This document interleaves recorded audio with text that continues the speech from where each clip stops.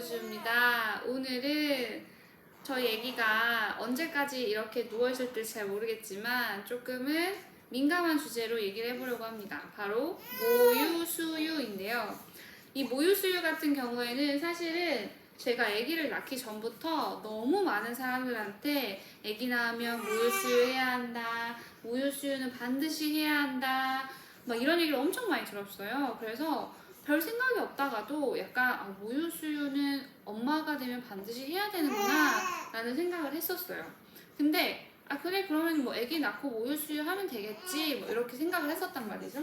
왜냐면은 어떤 분들은 뭐 모유수유를 1년 하신 분들도 있다고 하시고 어떤 분들은 뭐 완모를 하셔서 뭐 2년 하신 분들도 있다고 하시고 되게 많더라고요. 그래서 아기를 낳으면 모유수유를 당연히 할 수 있고 해야 하는구나 라고 생각을 했었어요. 근데 일단 제가 아기를 낳고 나자마자 이 모유수유 때문에 너무나도 고생한 이야기가 있어서 좀 말씀을 드릴까 합니다. 일단 아기를 낳으면 당연히 젖이 바로 도는 분들도 계시겠지만 저는 그렇지 않았어요. 그래서 한 2, 3일 정도는 젖이 돌지 않았고 그렇기 때문에 모유수유를 할 수 없었습니다. 그러면은 이제 좀 걱정이 되잖아요. 아기한테 이제 뭔가 모유수유를 해야 되는데 아기가 뭘 먹어야 되는데 어떡하나라고 생각을 했는데 병원 측에서 혹은 그 얘기하는 거는 아기는 한 2일 정도는 양수를 먹은 게 있기 때문에 사실은 뭘 안 먹어도 괜찮다. 그렇기 때문에 왜냐하면 그때 모유가 안 나온다고 해서 분유를 먹이게 되면 이제 이 아기는 모유수유가 아니라 분유수유하는 아기가 되니까 괜히 또 조바심이 나는 거예요. 근데 그러다가 이제 아기가 너무 울어서 제가 안고 하도록 하겠습니다. 에이, 알겠어. 이 자세가 바로 이 모유수유하는 자세죠. 근데 저는 당연히 모유수유는 할 수 있는 거구나 했는데 낳자마자 젖이 돌지 않았고 근데 억지로 막 가슴을 쥐어짭니다. 저는 사실은 목욕탕을 가도요 이 가슴 쪽 부위가 워낙 민감한 부위이기 때문에 항상 세신사 아주머니께 말씀을 드려요. 가슴 여기는 좀 꼭지 부분은 하지 말아주세요. 아프니까요. 근데 그 부분을 정말 눌러 짭니다.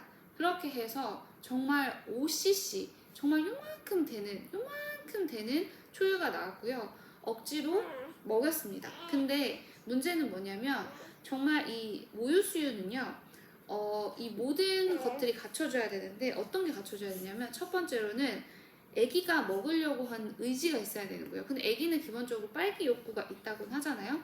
그 다음 두 번째로는 가슴 모양이 이거 뭐 편평유두라고 해가지고 젖꼭지가 이렇게 들어가거나 혹은 평평하거나 아기가 물기 힘든 구조를 가지신 분들이 계세요. 제가 그 경우였습니다. 저는 아기가 이 젖꼭지를 무는 거에 있어서 너무나도 어려움을 호소했고 따라서 오히려 이걸 하면 할수록 아기가 너무 힘들어하는 게 보여서 이렇게 버팅기고 지금처럼 막 버팅기고 막 이랬거든요. 그러다 보면 어떻게 되냐 매 수유 시간이 막 2시간, 3시간에 한 번씩 오는 그 수유 시간이 지옥 같습니다. 정말 너무너무 싫거든요. 그럼에도 불구하고 모유 수유를 해보겠다라는 제 의지 때문에 정말 병원에 계셨던 모든 모유 수유 선생님들께서 동원되셨었어요. 그래서 그 선생님들께서 이제 막 다 저의 몸에 들러붙으셔서 한 분은 막 짜고 한 분은 저를 달래고 또 남편도 마찬가지로 막 하고요. 그렇게 해서 정말 가슴이 터질 듯한 것처럼 마사지를 해서 겨우 막 10cc, 20cc 이렇게 막 뽑아내곤 했었어요. 근데 그렇게 뽑아낸 거를 자꾸 분유해 주다 보면 아기가 이제 유두 혼동이 올 수도 있다고 하니까 또 그것도 무섭잖아요. 그래서 막 여기 옆에 있는 이 오케타니 젖꼭지라고 해서 유두 모양과 가장 비슷하게 생긴 젖꼭지라고 해요. 이거를 또 구매를 해가지고 가슴에 압착을 해서 아기한테 주곤 했어요. 아기가 지금 손을 모으고 있네요. 무엇을 저한테 요청하는 걸까요? 그렇게 해봅니다. 그렇게 했는데도 불구하고 제가 이 병원에서 한 7박 8일 있었고 집에 와서 이제 저는 산후조리를 한 케이스인데 집에 와서 2주 만에 모유수유를 포기하게 된 이유는요. 그 전까지 유축도 해보고요. 그 유축기계의 에르메스라고 하는 메델라 유축기도 한 뭐 일주일에 7만 원 정도 돈을 써가면서 막 대여도 해보곤 했는데 결국 제가 단유를 하게 된 건 결국에 저는 유선염이 왔습니다. 유선염이 그냥 뭐 가슴에 염증이 오고 유선염이 와도 유선염을 치료하는 방법은 무조건 뭐 아기한테 젖을 물려야 한다 이러시는 분들도 계시긴 하는데요. 안 겪어보신 분들은 정말 모르실 거예요. 이 유선염이요. 열이 일단 39.7도, 39.8도, 정말 40도까지 오르고요. 온몸에 힘이 없고 온몸이 아프고 정말 몸살 감기 한 10배 정도로 아프더라고요.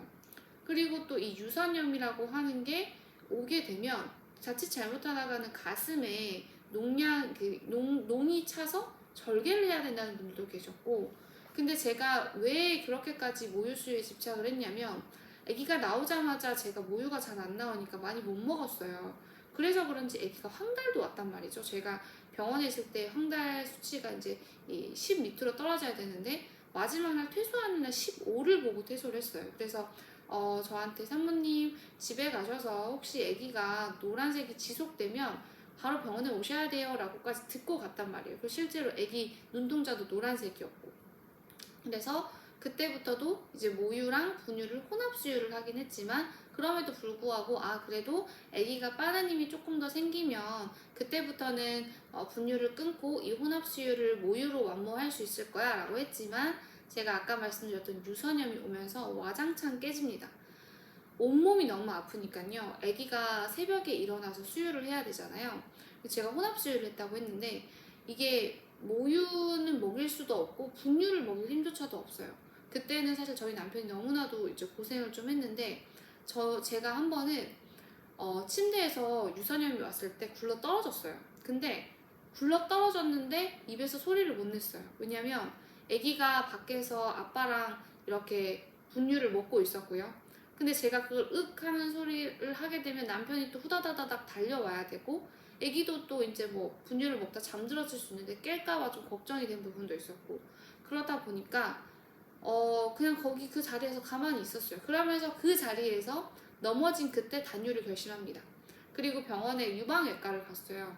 이 유선염이 왔을 때 당황하시면 안 되시는 게 어느 병원을 가야 되나, 열이 너무 나니까 응급실에 가야 되나라고 생각할 수 있는데 사실상 거기를 가도 해줄 게 없을 것 같더라고요. 유선염은 실질적으로 유선염이 왔을 때 더 많이 아기가 빨아주면은, 그래서 젖통이 좀 비어지면은 괜찮다고 하시는 분들도 계시니까. 근데 저는 아까 뭐라 그랬어요? 아예 제 젖을 아기가 물 수 없는 구조라고 했잖아요. 그러니까 그냥 저는 견딜 수밖에 없었고, 그래서 그 다음날 유방외과를 갑니다. 유방외과를 가서 이제 초음파를 봤더니 실질적으로 이제 염증이 있는 걸 확인했고요. 그래서 항생제 처방을 일주일 받았고요. 그러면서 병원에서 저한테 혹시 단유하실 생각 있냐고 여쭤보시더라고요. 먼저 여쭤봐 주셨어요.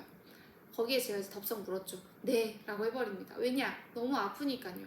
일단 제가 육아의 원칙으로 삼는 것 자체가 엄마가 행복해야 아기도 행복하다라는 게 있어요. 물론 모유수유의 특장점에 대해서는 저도 너무나도 잘 알고 있고, 뭐 아기가 애착 관계가 생긴다던가 혹은 뭐 아기의 그 모유에 있는 좋은 성분들이 아기한테 좋다거나 알죠. 근데 제가 이 영상을 찍는 이유는 모유수유를 끝까지 이제 뭔가 고집하고 싶어 하시는 분들이 저처럼 계실 수도 있잖아요.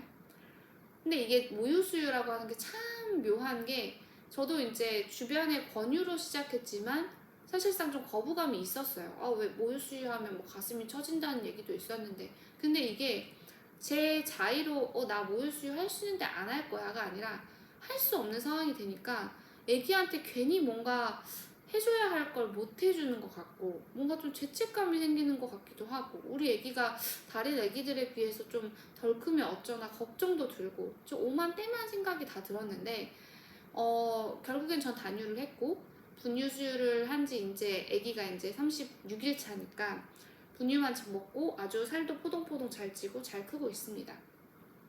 그래서 이 영상을 찍는 이유는 혹시라도 저 같은 상황에 놓여 있으신 분들이 계시다면 그런 생각 안 하셨으면 좋겠어요. 모유수유라고 하는 게 정말로 할 수 있는 사람들이 사실은 저는 좀 드물다고 생각하고, 저도 제 친구들도 보면은 한두 달 먹이고 이제 뭐 포기했다라는 분들도 많더라고요. 막 두세 시간에 한 번씩 젖이 돌기도 하고 막 옷이 막 저 때문에 젖기도 하고. 그래서 완모를 하시는 분들은 정말 대단하신 분들이신 것 같고 저는.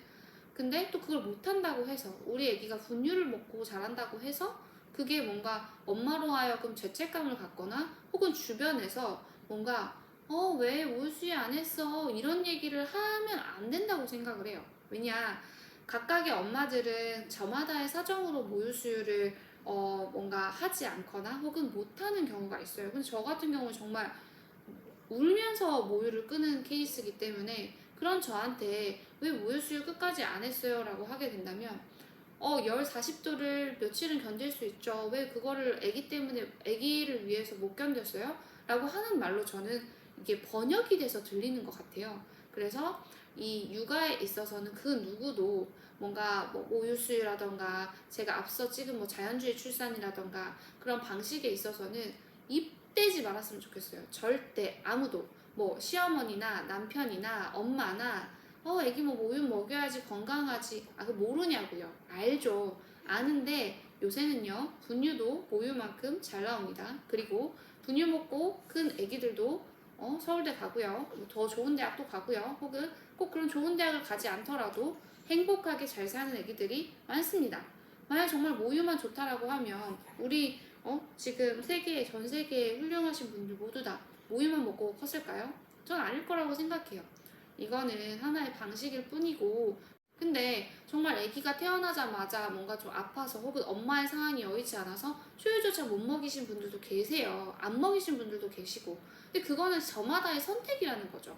그 선택을 당연히 존중받아야 되는 거고, 그 선택 안에서 엄마들은 굉장히 자유로워야 된다고 생각합니다. 그 누구도 고통을 강요할 수 없고, 그 누구도 대신 아기를 키워주지 않기 때문이죠. 그리고 또 분유수유만 하라고 해서 뭐 모유수유보다 편한 줄 아세요? 아니에요. 애가 우는데 앵앵앵 막 정말 막 자지러지게 우는데 분유 타러 가야 되고요. 분유값도 얼마나 비싼 줄 아세요? 한 통에 뭐 4만 원이 넘어요. 근데 그 한 통으로 저희 남편은 한 통 사면 한 2달 먹는 줄 알았다고 하더라고요. 한 통 사면 정말 아기가 많이 먹을 때는 한 10일? 정말 아기가 분유값 기저귀값이라고 하는 게 괜히 나온 말이 아닙니다. 국가에서 돈 주는 거, 저는 더 줘야 된다고 생각합니다. 혹은 지금도 주셔서 감사하지만 정말 분유값도 많이 들고요. 그리고 그 분유를 탄 다음에 그 젖병도 씻어야죠. 소독해야죠. 일이 많습니다. 외출할 분유수유라도 하는 저희 같은 경우에는 병원이라도 갈라치면 짐이 한가득입니다. 또 그 따뜻한 43도의 물을 끓여가야 되죠. 정말 많아요. 그래서 이 분유수유 하는 것도 쉽지 않지만 저마다의 가정에서의 선택이니 존중해 주셨으면 좋겠다 라는 취지에서 오늘 영상을 찍어봅니다. 세상의 모든 엄마들 화이팅입니다. 또 아기가 우네요. 울면 저의 영상 촬영은 중지됩니다. 우리 아기님을 달래드려야 되거든요.